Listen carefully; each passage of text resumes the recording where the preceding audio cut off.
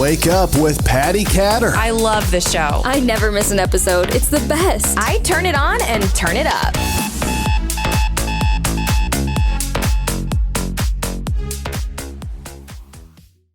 Hello, everybody. You're listening to and watching Wake Up with Patti Katter, and I am Patti Katter. Today, I have Michael Stein with me on the show. Michael, welcome to the show. Good to be here, Patti. Thank you. Thank you. I would love it if you just go ahead and tell our listeners a little bit about yourself. Okay. Well, Michael Stein, I do a podcast called Long Shot Leaders. And the reason why I do a podcast like that is because I consider myself a long shot. My backstory goes as follows. My grandmother escaped the Russian concentration camps on the way to America. And my dad was a New York homeless street kid, became a multimillionaire, and then only to become homeless again. And later on in life, I was born premature, health issues, ADD, ADHD, dyslexia, weird stutter. I was put in a special school at UCLA called Fernald School for like 6 months when I was a kid. They didn't have all these aphorisms now. They didn't know how to diagnose it. They just said, kid's hyper. He doesn't speak up when he's supposed to speak up. He's too loud when he's supposed to be quiet. So I just had a lot of issues, a lot of health issues. And I really didn't have any success until, I'm making people laugh. That's what I did my whole childhood. I was around a lot of dysfunctionality. My dad was notorious for having crazy Hollywood orgy parties, which will segues into my connection to Boogie Nights and the Dirt Diggler story and all that. And I really didn't have any success other than making people laugh until one day, like most American boys, I saw the movie Rocky when I was 10 years old. And I said, here's a guy like me. He's not successful. He's not considered smart. He keeps on getting knocked down and keeps on getting back up. But he's funny. And he's funny. But the only difference in this guy and myself is that he's physically fit. So from every day then on, I made physical fitness my cause célèbre every day. So by the time I turned 16, I became a physical fitness trainer. I was known as somebody that was physically fit. And I was like, that's the second bit of success I've had, because I was also the funny guy. So then I said, well, I know what I want to do now. When I wanted to be like my dad, who was an entrepreneur. He was known as the calculator kid in the 70s. He made millions of dollars selling these calculators when it became small. I said, I want to be the calculator kid. So I told my high school tutor, I said, I want to be an entrepreneur, a stand-up comedian, and an actor in that succession. And she goes, well, you might want to work with your hands because not everybody's meant to do what they want to do. And I said, screw you later. She's just being nice. I said, screw you. So then I started business a day after I graduated high school, and I failed miserably. And I said, well, maybe she was right. So then I go take some courses at City College, trying to figure out what I was going to do. I took business, theater, and psychology. And psychology was a big thing about, you're a neurotic Jewish kid. Psychology is really big in Jewish families, so I took that to understand what was wrong with me, or what can I do better about myself, and understand an art form of selling in business and all that. So then 6 months later, I decided I'm going to do stand-up comedy. I was 19 years old, finally going to do stand-up comedy. And I packed the house and I did fairly well. And I said, I could do this with nightclubs. And Los Angeles nightclubs in the 80s were big. So I started within 6 months, I opened up a nightclub. It becomes the number one nightclub within 6 months after that in my age bracket in Los Angeles. And I was the number one nightclub promoter. And I went on to meet a lot of people that way. My career kind of took off. My first acting role shortly thereafter was in Paul Thomas Anderson's short film where I play Dirt Diggler in the Dirt Diggler story, which became Boogie Nights, which I appear in as well.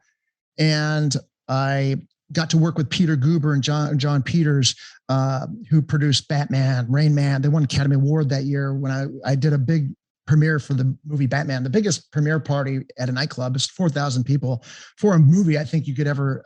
I've never heard of that one, and I really felt like, what I could do more. So then I said, I'm going to finally be an actor, and I'm going to leave my nightclub business, which was crazy in retrospect because I was making a lot of good money and probably could have just done the same thing. But I said, the only way I could become an actor, because I always felt like no one would hire me, and no one would hire me for business because I was just hyper and awkward. Even then, after I had some successes, people liked my energy, but I was still awkward, I think. At least that's what I thought. And I left my nightclub business and, started to direct documentaries on nightclubs and house music. And I went around the country for 4 months. I directed and produced a documentary on the history of house music in 1993 and doing concert events, around the event that I produced, came back, and that failed. So I said, you know what? The only way I'm going to become successful as an actor, as a filmmaker, is to just burn the boats. So I left my nightclub business completely, and I became a production assistant in commercials for 4 years. And then I said, I'm going to make a movie like my friend Paul Thomas Anderson did. He did a half-hour short film drama, did well, segued into a film career. So then I did that. And then the short film I did called Rituals and Resolutions did great. Got bought by HBO and made the second pass of live action, for the Academy Awards. And it did really well for a short film. And it got me close to a movie deal. Met with Joel Silver's office, and every office in Hollywood. Trimark Pictures was going to make one of my gambling movies. We're going to make a movie that a screenplay that I wrote on gambling in Los Angeles, underground gambling casinos, which I did when I promoted clubs. And no deal after 2 years. So I said, screw Hollywood. I'm going to make another movie. I'm going to make a movie, a crazy comedy that no one allowed me to make. And the problem was, I was broke and I was in debt. And I decided, well, I was just going to become an entrepreneur again. And I wanted to sell something on the internet. And I chose Tarps, which has nothing to do with anything. It's a random product. There's a reason why I chose it, because it does a lot of things and it can be adventurous. And I have a big foundation for the homeless when I was a nightclub promoter, and I could help the homeless with that and do other things. And within 6 months, I made $500,000 for this film, and then I was off to races. I wrote, directed, produced, and acted with Faye Dunaway, Andy Dick, and Coolio, a movie called Love Hollywood Style. And it almost broke my business. And I failed in the sense that it didn't make money, but I finished the project. And I said, after this, I said, during this whole process I just told you, in the story that I just told you, I fell in love. I got a wife. I got 2 kids. I said, you know what, Mike, you're going to have to choose that micro decision. Life, chooses passion versus opportunity. And I chose to never give up the passion, but then to burn the boats, but save a raft, right? And then I chose opportunity. I grown that business since into $100 million plus business. I still have my passions, but I concentrate on the business. And I said, if I'm ever going to do a podcast, it would be about the rise and fall of people and these crossroads that people have, exploiting my journey and personal development, which was along this whole thing. And that's why I do a podcast called Long Shot Leaders. And that's why I'm talking to you today. Mm-hmm. That's amazing. Your story is incredible. I too have a little bit of ADD and ADHD, good. So I keep up really well with you. Good. That's good. You got the hyper focus. It's true. And as a podcaster, for sure, you can interview all sorts of different people, and it keeps my mind busy, and it's perfect for me. Podcasting is perfect. Right. Yeah. So tell us a little bit about how you grew up, because your backstory about your grandmother and then your dad, I kind of want to know more about how did you grow up as a child, and how did that impact you today? Okay. So my dad had this tool business, and it was fledgling. He had a partner named Alan Smith. And he says, I'm going to leave the tool business and I'm going to start this calculator business, where calculators became a little smaller. Throughout history, you take advantage of things that come along the waves. The internet, web 1.0, 2.0, 3.0, you take advantage of it. So he was the first to sell these. He goes up to Canada and he sells like hundreds of thousands of these calculators. They call him the Calculator Kid. And he makes, I think, $3 million in like 16 months or something like that, which in 1973 or 72 was like an amazing amount of money. Right. He cheats on my mom the whole time, and he was a nice guy. Don't get me wrong. He looked like Elvis and he was acted like Santa Claus, but he was not faithful. And he had crazy parties I told you about. We had limousines, and we had, it was crazy. From the time I was like 1 to 6, I was a spoiled kid. And then through all the, sex, drugs, and disco, he lost it all. Now that partner that he had, in 1975, that partner was in the tool business. He opened up a company called Harbor Freight, which is a multi-billion-dollar company. And I learned this later on. I was like, wow, that was, growing up around this, seeing 2 different lives, seeing the way that, Alan Smith raised his kids. And so my dad was great. So by the time I was like, 9 or 10 years old, my dad's business, it was gone. He lost all his money. By the time I was like 12 or 13, he was nearly homeless. and debt. And by the time he was 14, he went to jail for check fraud, and he spent 3 months in there. And then he came out and he was homeless, living in a van outside of the house that he bought my mom in Encino. Now that segues into, I grew up when my dad took off when I was like 7 or 8 years old. I had to sleep in the same room with my grandmother because I'm the youngest. So I would hear these stories of like, we escaped the Russian concentration camps. That was my alarm clock was tui, that was like an old Jewish lady hocking up in the morning. So then I would hear that, how you're lucky to be alive.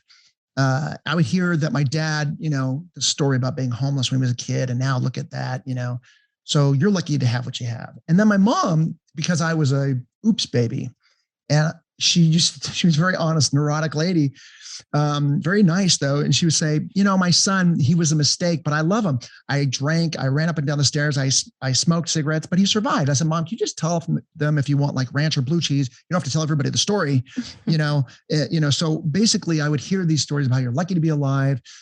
And I grew up around a lot of volatility, sex, drugs, and disco. And I think because my brother got involved in a lot of that stuff, and I'm the youngest, and I had a stepdad that was a sergeant in the Marine Corps, and I grew up with my grandmother, and I saw these accidents in front of me. I think it kind of made me, a little wacky, but I also think it kind of helped me in my desire to get into personal development, which I did when I was in my late teens, early 20s, which was a long journey. You don't go to one seminar and then things are fixed, but I think that helped me. So by the time I maybe saw the movie Rocky, I said, I'm going to build myself like a muscle. And that kind of clicked with me. And I think all the dysfunctionality, I was able to do stand-up comedy about it. And I think it helped. Mm-hmm. What is one of your hardest trials that you've had in your life? Well, there's a lot, but speaking of childhood, when you want your dad, my dad, I looked up to him like he was my idol. I want to be the calculator kid, right? So he, said, I'll be home at 8, and he'd show up in like April. So there was like a lot of, you look outside the window and that desire for your father, that was really hurtful, so then you either date your mother or your father. So when I was dating my first girlfriends, I normally chose my dad as a girlfriend. So they would lie and cheat on me, and, they slept with my best friend. One of them slept with my best friend, so that breaks your heart. So those are some tough trials and tribulations. And that kind of, toughens you up as well. So, but getting broke myself after having success, I don't talk about this often, but I declared when I made a lot of money as a nightclub promoter in LA, or like in the 80s, I was a mini celebrity. And then I left it all to become like this PA, production assistant on commercials. And then I was broke after I did that short film.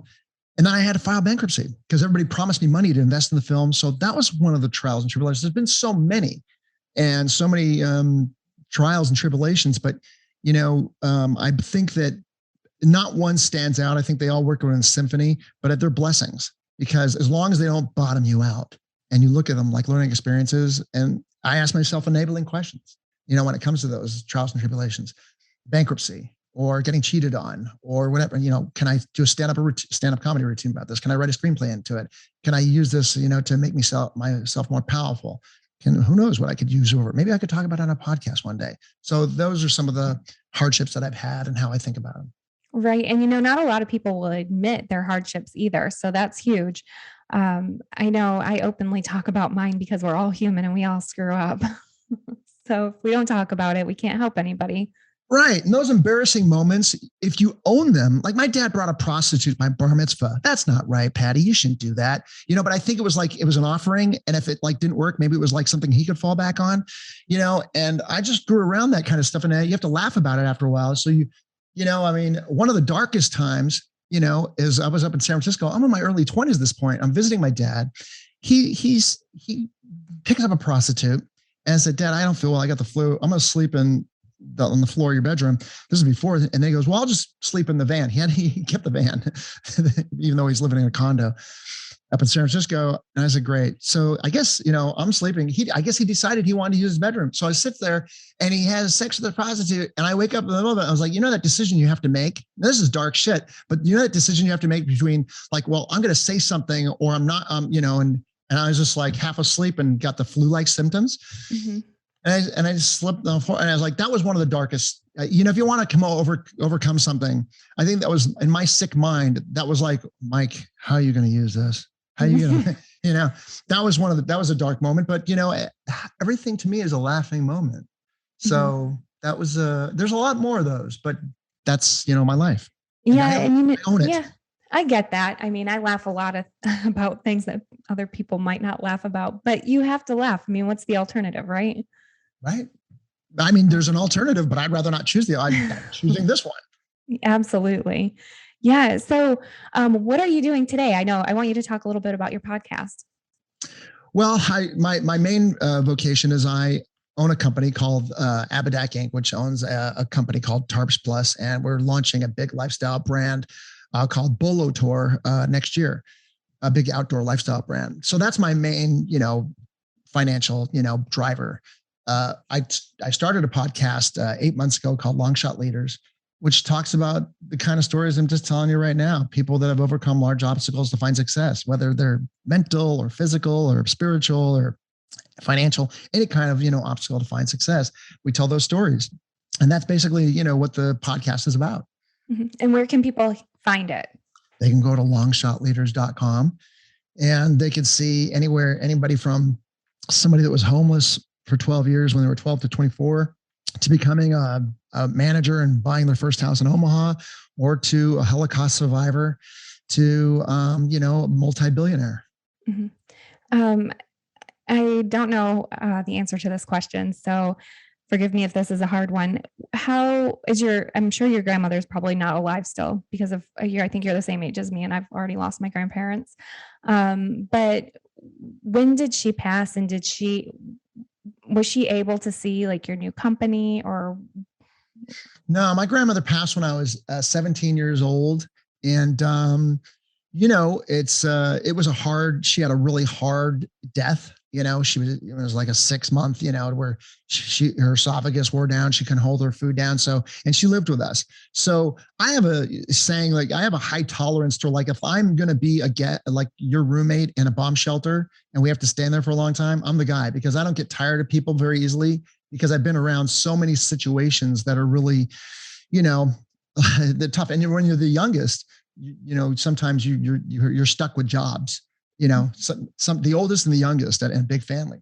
So, if my great uncle says, I got to go to the bathroom, somebody's got to help me wipe my ass, and all the other older brothers and sisters leave, I'm like, okay, I guess I'm the guy that's got to do that. Yeah. So that my grandmother died when I was 17, and your outlook on death is different as you get older, but that's when she died, and she died when she was 78 years old. Mm-hmm. I just wondered, she has a really, really incredible story as a Holocaust survivor. So I think she would just be really proud of you. I just want to tell you that. I'm sure but she wasn't in the Holocaust. I appreciate that. She escaped before Hitler did what he was doing. I guess the Russians were putting all the Jews in concentration camps, and like 10 years before that. And she was escaped. So my great grandfather owned one out of two confectionery factories in Kiev. They were like really wealthy with Clydesdale horses and all that grandiose stuff.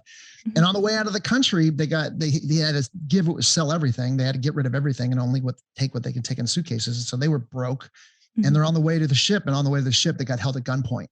And my grandmother's my uncle, or little brother, said, "Please don't kill my family." And I guess they were nice to the Nazis, because they said, "All right, let them go," and they got out of there that way. Wow, that's incredible. I have a friend who's from Russia. He was born in Kiev. Is it Kiev? Yeah. Something like that. That plaque behind me is from that place. But then I had another guy on my show recently, and he was a Jewish Holocaust, or not a Holocaust survivor either, but he came over here as an immigrant. So same thing.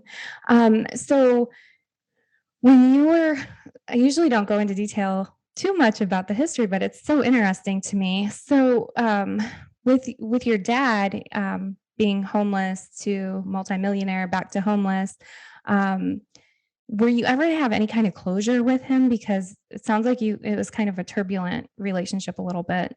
It's another weird aspect, is that my relationship with my father was the best in my family, because I loved him. And he was like, he was really nice, but really like he'd take advantage of you, or not in a mean way, just kind of like, yeah, look, and like, or he would like, kind of just take off, but he was very loving.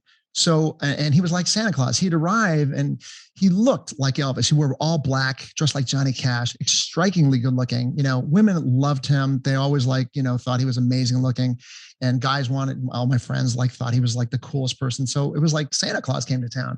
So I just loved him, and we had this great relationship. So I was never resentful.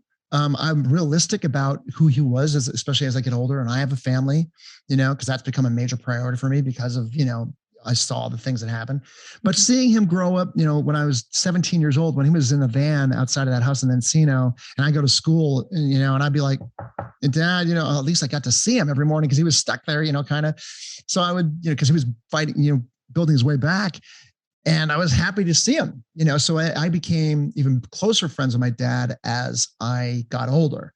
Mm-hmm. And I had a healthy relationship with him at that point because I knew who I was. My older brother got caught and involved with like sex, drugs, and disco and everything else, and those crazy, notorious parties that, I say this, like my dad, Paul Thomas Anderson, who did Boogie Nights, loved my dad. And he based that character on Burt Reynolds and Boogie Nights, loosely based on my dad's character. And because my dad had these parties, he had this green house with green carpeting, green artwork on the walls, and he had these notorious orgy parties, and everybody partied there and growing around that stuff. So I'd say that I had a very healthy foundation of who I was because of all my other parents and all my other foundation.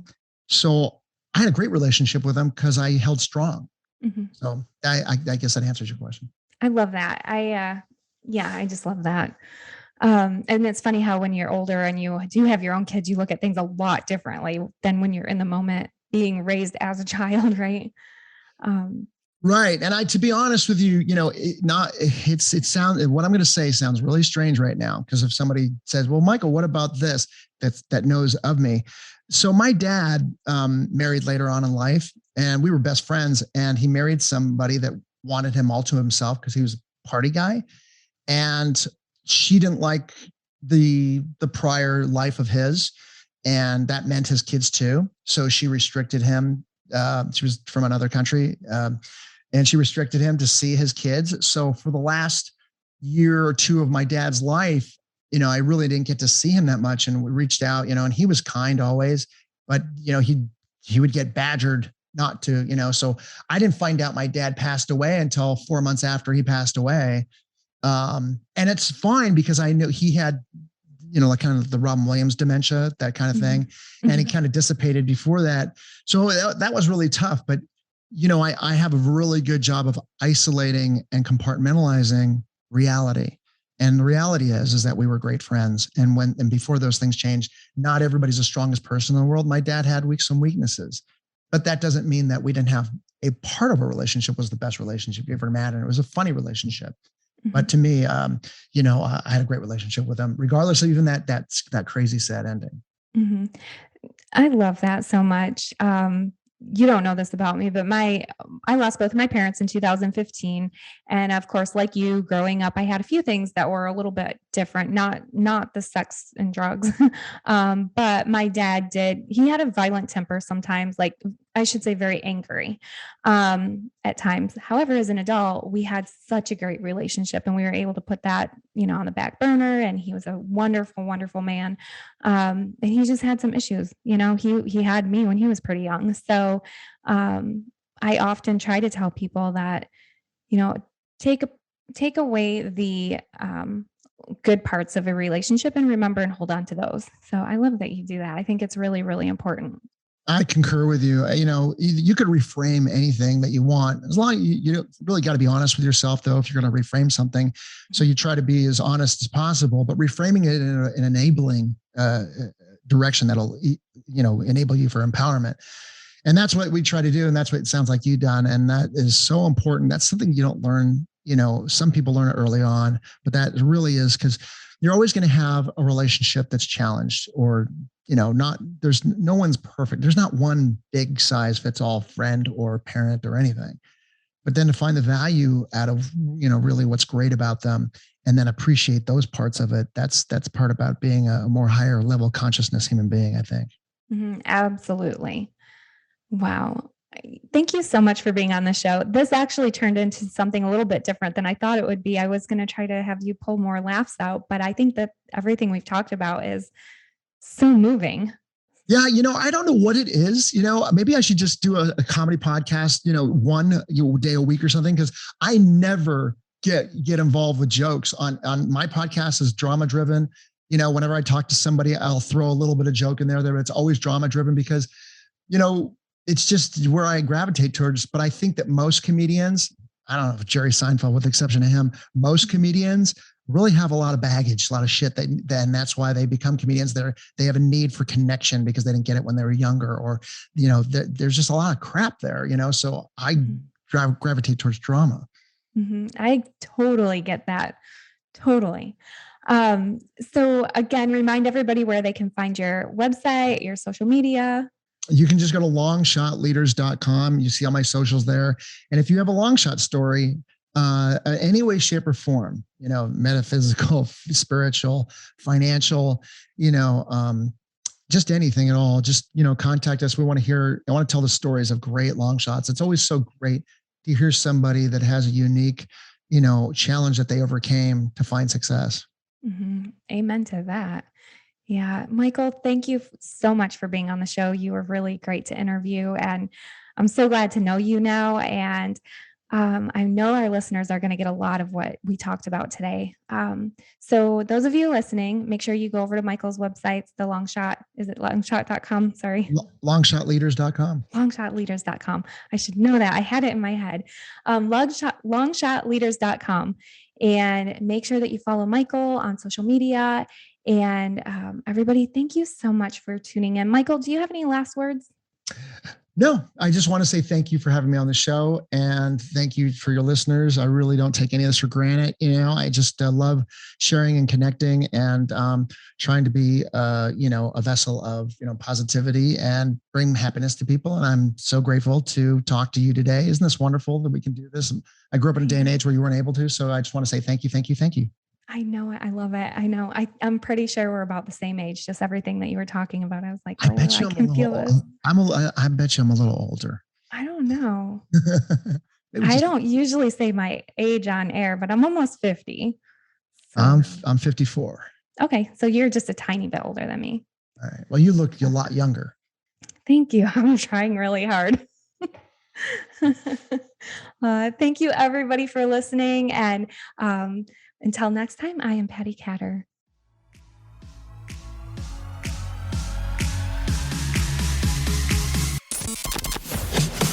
Thank you for listening to Wake Up with Patti Katter. Thank you. Thank you. Thank you. Thank you. Thank you for all you do. Follow Patti at Patti Katter on Facebook and Instagram. Get social. You can now watch Wake Up with Patti Katter on Amazon TV and Roku. It's the only podcast I listen to. Be sure to check out Patti's apparel line, The Patriotic Mermaid, at thepatrioticmermaid.com and on social media at The Patriotic Mermaid. I love it.